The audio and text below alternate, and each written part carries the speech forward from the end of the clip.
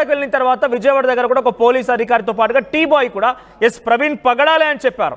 ఇలా ఏలూరు దగ్గర కూడా రికార్డ్ అయింది. ఏలూరు దగ్గర కూడా వైన్ షాప్లో ఆయన కూడా చెప్పుకొచ్చారు. ఇవన్నీ ఫేకే అంటారా? అది ఏదైతే ఆయన వైన్ షాప్ దగ్గర ఉన్నాడు అనేది అయితే ఫేక్ అని నేను అంటున్నాను. అంటే క్లియర్గా వైన్ షాప్ ఓనర్ చెప్తున్నారు. మీకు కావాలంటే ఒకసారి నేను అది కూడా చూపిస్తాను. ఎందుకంటున్నా అంటే పోలీసులు ఆడికి వచ్చి ఫ్యూటేజ్ తీసుకున్నారు. వైన్ షాప్ దగ్గర ఓనర్ కూడా చాలాసేపుగా ఆయన పరిశీలించినటువంటి విధానాన్ని, ఆయన కొనుగోలు చేసిన మద్యంతో సహా చెప్తున్నాడంటే ఎలా ఫేక్ అని నమ్మాలి? అంటే మీ దగ్గర ఫేక్ అనడానికి ఏదైనా రుజువు ఉందా? ఇది కాదు ప్రవీణ్ ఇలా చేయడు అనడానికి మీకు ఏమైనా ఆధారం ఉందా?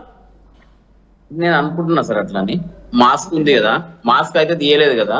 ఓకే, అంటే విజయవాడ దగ్గర రామవరపాడు దగ్గర ఆయన కొంత విశ్రాంతి తీసుకునే సమయంలో మాస్క్ తీసాడని చెప్పి టీ బాయ్ చెప్తున్నాడు. అది మాత్రం ప్రవీణ్ అన్నట్టుగా ఆయన నిర్ధారిస్తున్నాడు కూడా అంటుండు, కానీ దాని కరెక్ట్ క్లారిటీ కూడా అనిపించట్లేదు సార్.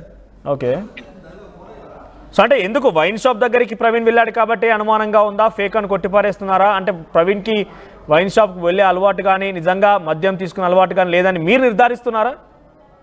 అనుకుంటున్నా సార్ నేను. ఎందుకంటే చాలా మంది సేవకులను నేను సెర్చ్ చేశాను. ఎందుకంటే మరి మీరు ఎప్పుడైనా ప్రవీణ్ కలిసారా? ప్రవీణ్ కలవలేదు సార్. పోనీ చూసారా ఆయన్ని? చూసినా సార్, చూసినా. వాళ్ళ ఇల్లు కూడా తెలుసు. కాకపోతే ఆయన చూసినా కానీ నేను ఆయన వ్యక్తిగతంగా ఎప్పుడు మాట్లాడలేదు సార్. అంటే ఆయన వ్యక్తిగత విషయాల గురించి మనకు తెలియదు.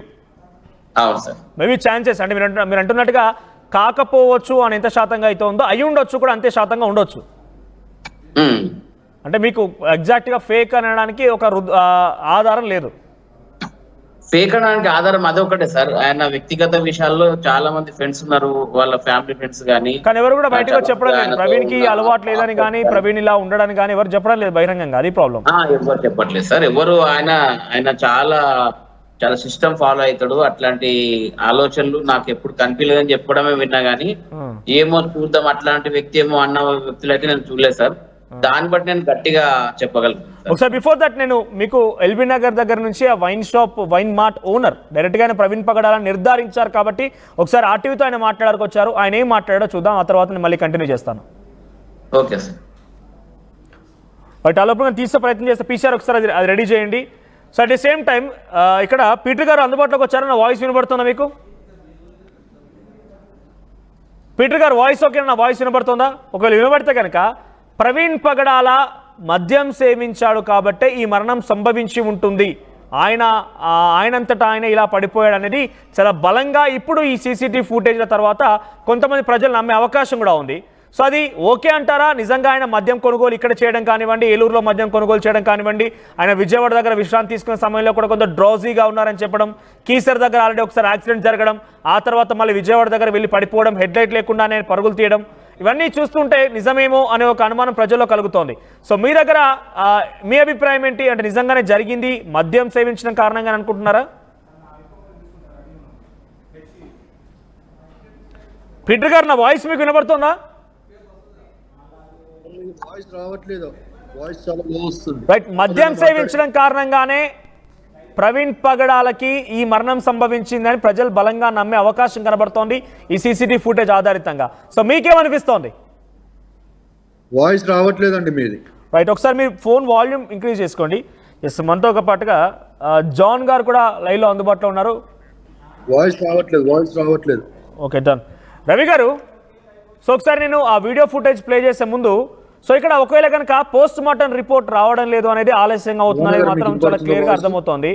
సో పోస్ట్ మార్టం రిపోర్ట్ కనుక మరుసటి రోజే నిజంగా ఆయన మద్యం కొనుగోలు చేశాడు కాబట్టి మద్యం చుట్టూ ఇదంతా కూడా చక్కర్లు కొడుతున్న నేపథ్యంలో మరుసటి రోజే కనుక మద్యం సేవించి ఉంటే ఈజీగా తెలిసిపోయేది.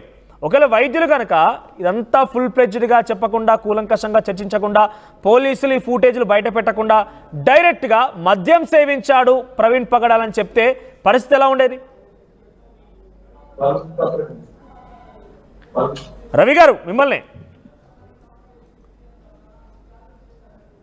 రవి గారు, నా వాయిస్ ఓకేనా?